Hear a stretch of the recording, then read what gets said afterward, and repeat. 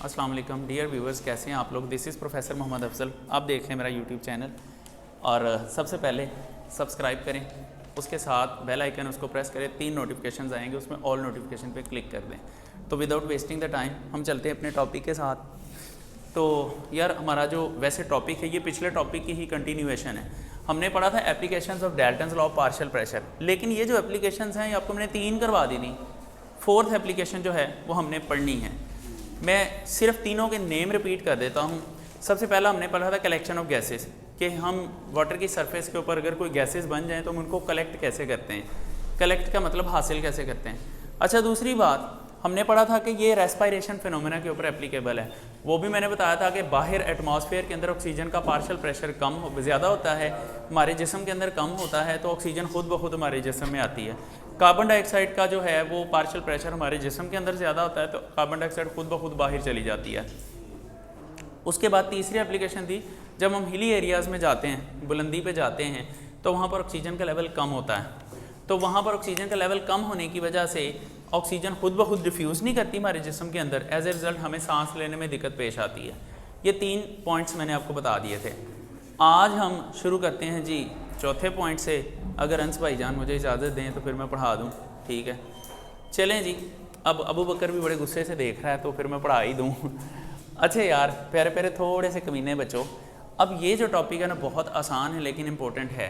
इसकी ना चौथी एप्लीकेशन, पहले मैं आपको बता दूं कि इसके ऊपर हेडिंग क्या आएगी।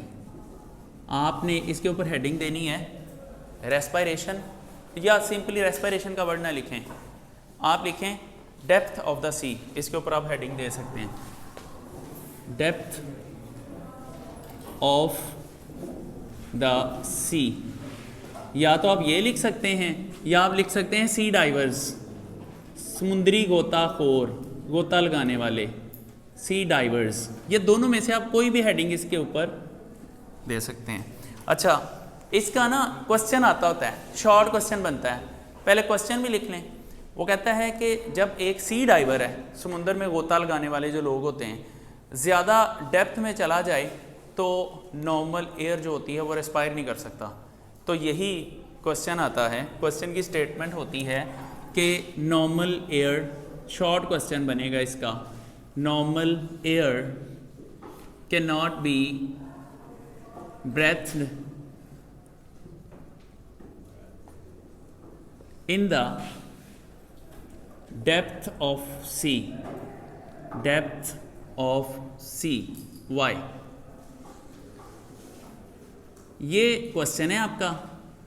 मतलब गोताखोर जो होते हैं ना, समुद्र की गहराई में जब जाते हैं ना, तो चाहे वो ऑक्सीजन मास्क लेकर भी जाते हैं लेकिन सांस लेने में उनको दुश्वारी पेश आती है। उनका जो ट्रैक सूट होता है उसके अंदर ऑक्सीजन का पूरा होता है बैकअप, ऑक्सीजन सिलेंडर होता है, लेकिन फिर भी उनको सांस लेने में दिक्कत पेश आती है और वो थकना शुरू हो जाते हैं। जैसे जैसे वो पानी में नीचे जाते हैं वो थकना शुरू हो जाते हैं। तो हम इसको कहते हैं मसल फटीग, मसल्स का थक जाना। अब वो क्यों होता है? देखें, हमारे एक तो हम मतलब सांस ले रहे हैं ना रेस्पिरेटरी सिस्टम से, एक हम सांस लेते हैं डिफ्यूजन के ज़रिए भी। हमारी ये जो सेल्स हैं ना, स्किन के सेल्स जो हैं, इनको ऑक्सीजन मिलती है हवा में प्रेजेंट ऑक्सीजन की वजह से। अब जब हम पानी में चले जाते हैं ना तो वहाँ ऑक्सीजन लेवल बहुत कम होता है, जिसकी वजह से हमें वैसे सांस तो मिलता है तो, लेकिन ना हमें स्किन के ज़रिए रेस्पिरेशन कम होती है, जिसकी वजह से हमारे मसल्स जल्दी थक जाते हैं। अगर नॉर्मली आप पूल वगैरह में स्विम करें ना, तो वो स्विम करते हैं तो आपके ये मसल्स जल्दी थक जाते हैं। स्विमिंग से अच्छी खासी थकावट हो जाती है। उसकी वजह क्या होती है? आपके जो स्किन के सेल्स हैं ना, उनकी ऑक्सीजनेशन नहीं हो रही, उनको ऑक्सीजन नहीं मिल रही, जिसकी वजह से थकावट ज़्यादा होती है। इसी तरह जब हम समुंदर से नीचे की तरफ जाएँ ना, तो समुंदर के बिल्कुल बॉटम पे ना प्लांटेशन होती है, पौधे होते हैं। अब वो पौधे जो होते हैं, जो पौधे डेड हो चुके होते हैं, वो डिके करते हैं। उनके डिके करने से उनके अंदर जो ऑर्गेनिक मैटर है, उसके अंदर जो अमाइनो एसिड्स हैं वो टूट जाते हैं, उनमें नाइट्रोजन होती है। अब वो नाइट्रोजन जो होती है ना, वो ऑक्सीजन के साथ मिक्स होकर पानी के अंदर आना शुरू हो जाती है। अब जैसे जैसे कहता है कि हम नीचे की तरफ जाते हैं ना, सी डाइवर जैसे जैसे समुद्र की तह की तरफ जाता है, वैसे वैसे नाइट्रोजन का प्रेशर बढ़ता जाता है। मतलब ऑक्सीजन का प्रेशर बढ़ना चाहिए, वो नाइट्रोजन का प्रेशर बढ़ना शुरू हो जाता है। मतलब वो कहता है एट एन एवरेज एक सी डाइवर हर 100 फीट नीचे जब जाता है ना, वो 100 फीट जब वो नीचे जाएगा तो इस हर 100 फीट के वो मुकाबले में 3 एटमॉस्फेयर नाइट्रोजन का प्रेशर बढ़ जाता है। N2 प्रेशर इंक्रीजेस, नाइट्रोजन का प्रेशर जो होता है वो इंक्रीज हो जाता है। बात की समझ आ गई है ना? अच्छा, अब देखें कि यहाँ पर ना 3 एटमॉस्फेयर प्रेशर नाइट्रोजन का जब इंक्रीज़ होगा तो ज़ाहिरी बात है हमें हमारी जो स्किन के अंदर ऑक्सीजन जानी होती है वो नाइट्रोजन जाना शुरू हो जाती है। नाइट्रोजन हमारे जिस्म के अंदर डिफ्यूज़न होना शुरू हो जाती है, नॉर्मल ऑक्सीजन को रेस्पायरेशन से किक आउट कर देती है। और जब नॉर्मल ऑक्सीजन को रेस्पायरेशन से किक आउट कर देती है तो हमारे इन सेल्स की ऑक्सीजनेशन नहीं होती। एज ए रिज़ल्ट क्या होता है कि मसल फटीग होना शुरू हो जाती है, मसल थकना शुरू हो जाते हैं। इसको कहते हैं सेलुलर रेस्पायरेशन। हमारे सेल्स की रेस्पायरेशन नहीं होती और हमारे सेल्स थकना शुरू हो जाते हैं, हमारे मसल्स थकना शुरू हो जाते हैं और as a result anaerobic respiration होती है, ठीक है।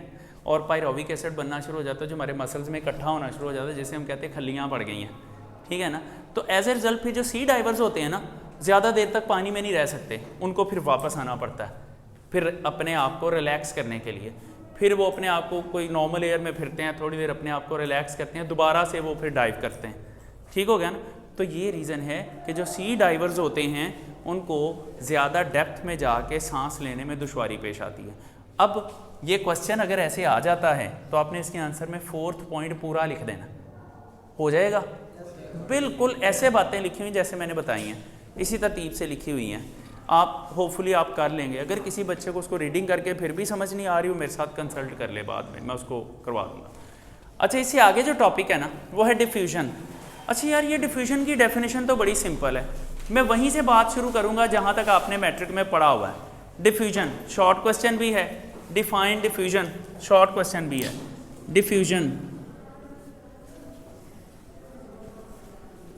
अच्छा यार, जो डिफ्यूजन का प्रोसेस है इसकी डेफिनेशन बड़ी सिंपल है। जब मॉलिक्यूल किसी हाई एरिया ऑफ कॉन्सेंट्रेशन से लो एरिया ऑफ कॉन्सेंट्रेशन की तरफ जाते हैं उसको हम डिफ्यूजन कहते हैं। आपको मैं डेफिनेशन जो लिखवा देता हूँ वही कर लें, बुक में जो है थोड़ी अजीब सी डेफिनेशन लिखी हुई है, मैं इसकी डेफिनेशन लिख देता हूँ। मैं कहता हूँ कि द मूवमेंट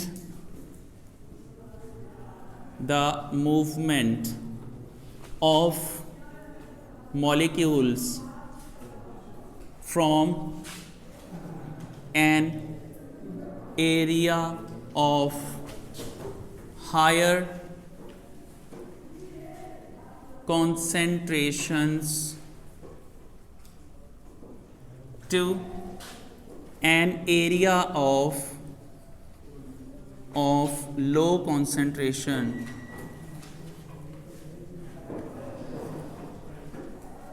is called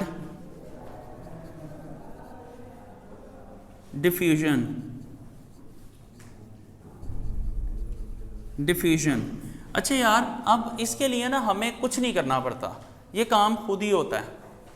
हमेशा मॉलिक्यूल हाई कॉन्सेंट्रेशन से लो कॉन्सेंट्रेशन की तरफ मूव करते हैं। सबसे इसकी बेस्ट एग्जांपल आंधियों का आना है।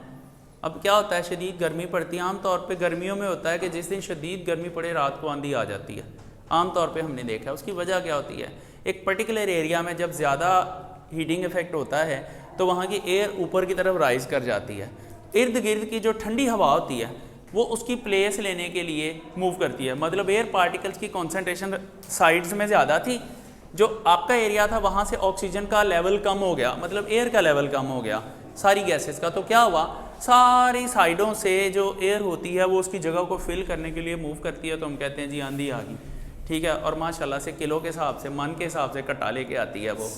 तो खैर उसके बाद हम एक दूसरे की शक्ल देखते हैं, कसमें बांदर बन जाता है बंदा।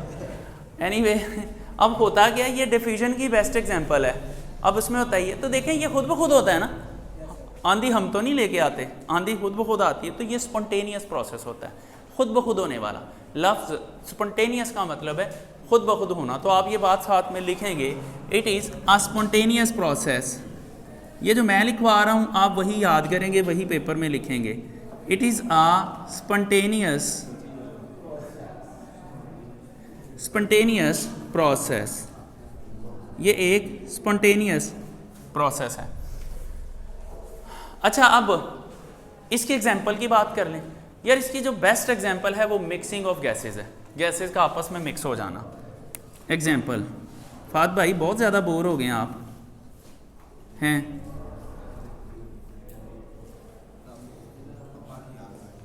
जी फात भाई बोर हो रहे हैं? अच्छा जी, चलें जी, कोई बात नहीं, केमिस्ट्री थोड़ा थोड़ा बोर कभी करती है। अच्छा देखें, एग्जांपल्स इसकी लें तो मिक्सिंग ऑफ गैसेस आप सबसे पहले लिखेंगे। दो डिफरेंट गैसेस को हम मिक्स कर दें, एक गैस की कंसंट्रेशन एक तरफ मैक्सिमम है, दूसरी तरफ मिनिमम है, तो इसी तरह से दोनों गैसेस अपने ऑपोजिट कंसंट्रेशन की तरफ मूव करना शुरू कर देती हैं। ये एग्जांपल जो है ना कल के लेक्चर में बताऊंगा मैं, जब ग्राहम्स लॉ ऑफ डिफ्यूजन पढ़ाएंगे, इसकी एक्सप्लेनेशन मैं वहाँ दूंगा आपको। अच्छा देखें, मिक्सिंग ऑफ गैसेस, सबसे पहली इसकी example mixing of gases, gases का मिक्स होना। अब दूसरी बात, इसकी जो सेकंड एग्जांपल हम लेते हैं, जब आप परफ्यूम की बॉटल ओपन करते हैं, जब आप परफ्यूम को यूं ऐसे शू करते हैं तो उससे क्या होता है, आपने तो जस्ट यहाँ शू किया, थोड़ी देर बाद पूरे रूम में फैल जाती है। जी, पूरे रूम में शू हो जाती है। इसके अलावा इससे ज़्यादा इफेक्ट होता है एयर फ्रेशनर का। आप एयर फ्रेशनर जस्ट जहाँ एसी चल रहा है वहाँ ऐसे कर देते हैं, उसके बाद अन्य हवा वो फैल जाती है पूरे रूम में। तो एयर फ्रेशनर जो है वो इसकी बेस्ट एग्जांपल है। मतलब आप लिख सकते हैं spreading of the perfume, perfume का स्प्रेड करना, spreading of perfume, perfume, spreading of perfume. हाँ जी, इट्स अ शॉर्ट, ये शॉर्ट ही है। आगे से इसके साथ जो लॉर एलिमेंट है ना वो लॉन्ग है, वो हम कल ही पढ़ पाएंगे, आज नहीं पढ़ सकेंगे। अच्छा, ये तो होगी डिफ्यूजन। यार अगर शॉर्ट क्वेश्चन आ जाता है तो आपने इतना लिखना है, ठीक है ना। अब हम इससे अगली डेफिनेशन में हाँ डिफाइंड डिफ्यूजन आएगा। अब दूसरी टर्म इसके साथ ही रेलेवेंट है, वो है इफ्यूजन। अच्छा जी, इफ्यूजन की भी डेफिनेशन मैं ही लिखवाऊंगा, बुक में जो है वो कंप्लीट नहीं है। इफ्यूजन, इफ्यूजन यार एक ना काम करो, ये बाहर राशिद भाई बैठे हैं, उनसे कहो कि ये बच्चे, इनका कोई लेक्चर नहीं तो किसी को तो पढ़ने दें। उनसे को इनको बिठाएं आराम से और चुप करके बिठाएं। जो प्रॉक्टर है उसको सख्ती से कहें, अगर लेक्चर फ्री है तो ग्राउंड में भेज दें। अब इतनी बात के लिए मुझे इतनी सी एडिटिंग करना पड़ेगी। अच्छा खैर, आहो कसम है, लेकिन मैंने एक अच्छा सॉफ्टवेयर ढूंढ लिया हुआ, उससे कर लेता हूँ, वो सही हो जाती है, टाइम कम लगता है। नहीं, काइन मास्टर से नहीं कर रहा, काइन मास्टर आईफोन में नहीं चलता, वो है रिको, अच्छा सॉफ्टवेयर। अच्छा जी, इफ्यूजन भाईजान, इफ्यूजन की हम बात कर लेते हैं। इफ्यूजन आम तौर पे आवाम समझ लेती है कि जी हमने ये पढ़ा था तो मॉलिक्यूल का हाई कंसंट्रेशन से लो कंसंट्रेशन की तरफ जाना डिफ्यूजन था, तो ये लो से हाई की तरफ होगा। ऐसा नहीं होता, इसका भी मूवमेंट जो होता है हाई कंसंट्रेशन से लो की तरफ ही होता है, लेकिन इसमें कुछ कंडीशंस होती हैं, कुछ कंडीशंस होती हैं। पहली कंडीशन होती है कि ये ना एक टाइनी होल में से पार्टिकल गुजर के जाते हैं, one by one tiny hole में से गुजर के जाते हैं।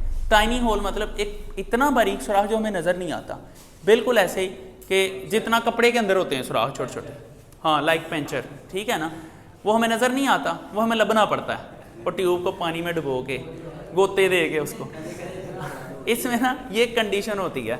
अब देखें ज़रा, हम इसको डिफाइन करते हैं, ये भी डेफिनेशन आप यही नोट कर लें, the movement of molecules, the movement of molecules from an area of higher concentration to lower concentration, higher concentration to lower concentration। अच्छा, अब ना इतना लिखने के बाद आगे आपने इसकी दो कंडीशंस भी लिखनी है। One by one without collision, इनमें पार्टिकल आपस में टकराते नहीं हैं। One by one by one without collision, टकराते नहीं है। कोलिजन का लफ्जी मतलब होता है टकराना। विदाउट कोलिजन, ये टकराते भी नहीं है, बड़े तमीज़दार पार्टिकल्स होते हैं। Without collision through a tiny hole, tiny बहुत बारीक सुराख जो में नज़र नहीं आता, tiny hole is called diffusion, sorry effusion.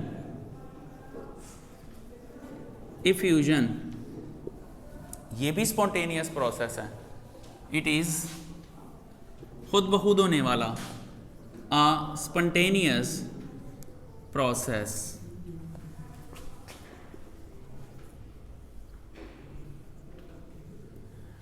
अच्छा जी, इसकी एग्जांपल्स देख लें, क्वाइट सिंपल एग्जांपल्स हैं इसकी। एग्जांपल्स इसकी हैं कि पहली एग्जांपल, जब टायर पंचर हो जाता है तो पंचर टायर, उसमें से स्लोली 1 बाय 1 पार्टिकल निकलते हैं तो आहिस्ता आहिस्ता हवा निकल जाती है। नंबर 1 इसकी एग्जांपल है पंक्चर्ड टायर, पंक्चर्ड टायर। अच्छा, सेकेंडली एक बलून है, आप नोट करें कि ये जो बलून होते हैं बर्थडे वगैरह के लिए, जब हम बलून बनाते लगा देते हैं, बर्थडे के बाद वो 2-3 दिन लगे रहे तो उसमें से सारी हवा निकल जाती है, वो इफ्यूजन की वजह से निकल जाती है। उसके जहाँ पर आपने वो धागा बांधा होता है ना, आहिस्ता आहिस्ता 1 बाय 1 वो हवा निकल जाती है उसमें से। तो ये हम कहते हैं कि leakage of air from a balloon, air from balloon.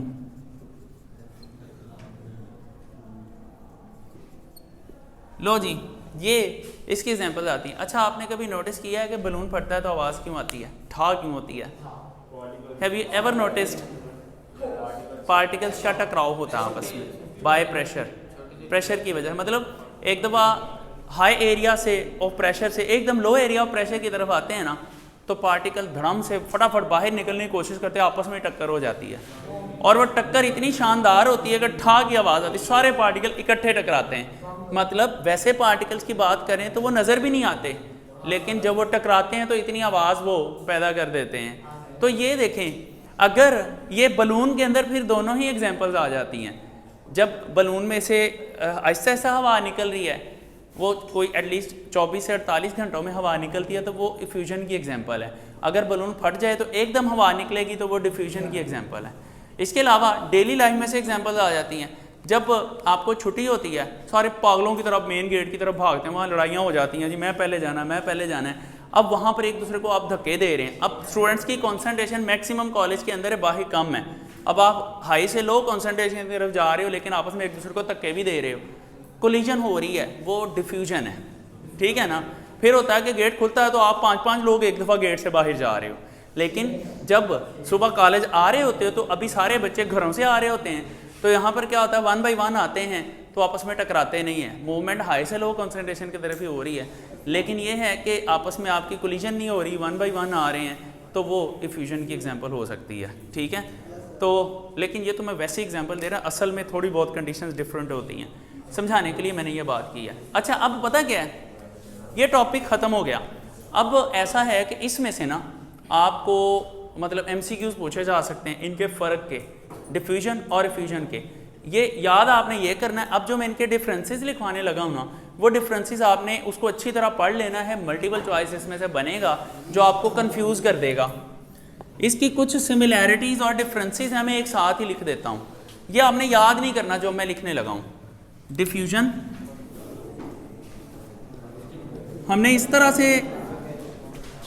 तरह से ये केमिस्ट्री पढ़नी है कि कल को आप ECAT या MD-CAT के लिए जाएं तो आपको इसमें ज़्यादा इश्यूज ना आए। मैंने काफ़ी सारी चीज़ें साथ साथ ही करवा देनी है। अच्छा जी, यार ये देख लें ज़रा, क्या हो गया। अच्छा भाईजान देखें ज़रा, हमने पढ़ा कि डिफ्यूजन जो है वो हाई टू लो कंसंट्रेशन की तरफ होती है, from higher to lower concentration, ठीक है। इसमें भी ऐसा ही होगा, from higher to lower concentration. अच्छा जी, पहली तो ये सिमिलैरिटी आ गई इनके दरमियान में। फिर ये भी स्पॉन्टेनियस प्रोसेस होता है।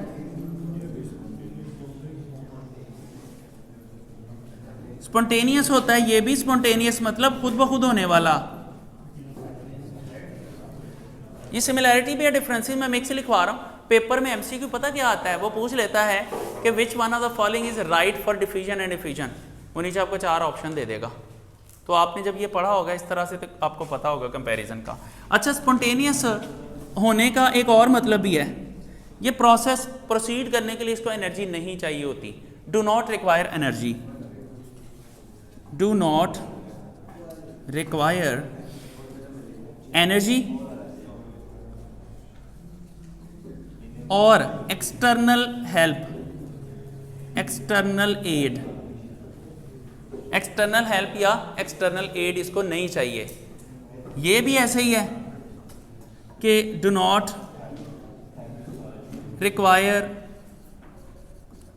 एक्सटर्नल मतलब एनर्जी और एक्सटर्नल एड।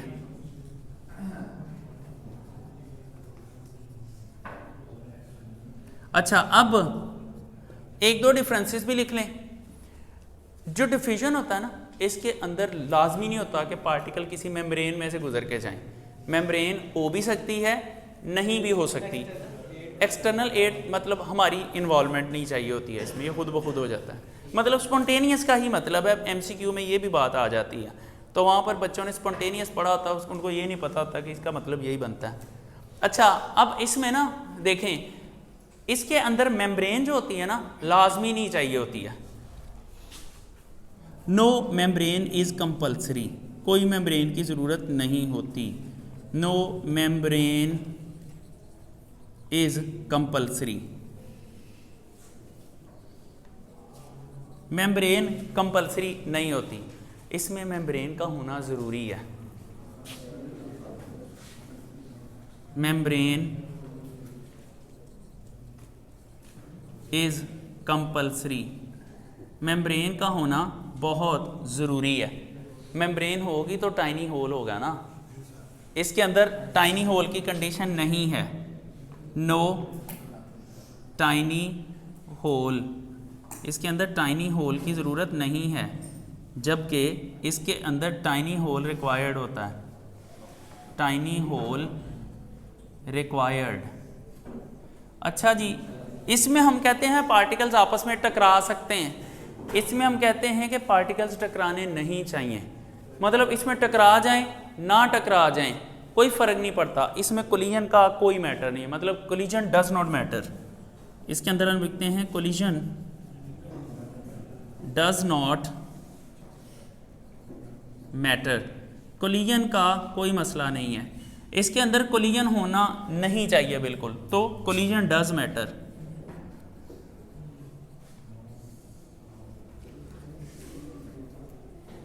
इसके अंदर कोलिजन मैटर करती है, कोलिजन नहीं होनी चाहिए। इसमें कोलिजन हो जाए ना हो जाए सानू कोई फ़र्क नहीं पड़ता, लेकिन इसमें मैटर करती है। हम कहते हैं कोलिजन होनी नहीं चाहिए इसमें।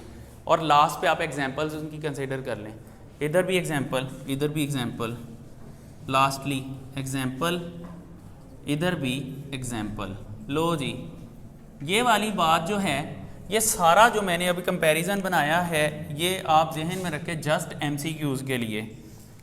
ये वैसे नहीं पेपर में आता, एमसीक्यूज़ के लिए। और पता नहीं आने वाले टाइम में ये एमडी कैट के सिलेबस में शामिल हो कि ना हो, लेकिन ई कैट के सिलेबस में शामिल है। ये चीज़ ई कैट के सिलेबस में शामिल है। जो इंजीनियरिंग वाले स्टूडेंट्स हैं वो इसको इस तरह से ज़रूर देखेंगे। तो जी, आज का लेक्चर हम यहाँ क्लोज़ करते हैं। मैं ज़रा व्यूवर्स के साथ बात कर लूँ, फिर आपकी बात सुनता हूँ। एनीवे गाइस, आप ज़रूर कमेंट्स में बताइएगा कि लेक्चर आपको कैसा लगा, और अगर नहीं समझ आई तो फिर दोबारा सुन लें। और anyway I am gonna close my lecture here. Thanks for watching. और गाइस, ऐसे नहीं आप क्लोज़ करेंगे, पहले आप सब्सक्राइब करेंगे जो पहली दफ़ा देख रहे हैं, और बेल आइकन प्रेस करके ऑल नोटिफिकेशन पे क्लिक भी करेंगे। और लेक्चर अच्छा लगा तो कमेंट्स भी करिएगा, एनी सजेशन अगर है तो वो भी कमेंट करिएगा। अपना ख्याल रखिएगा, अल्लाह हाफिज़।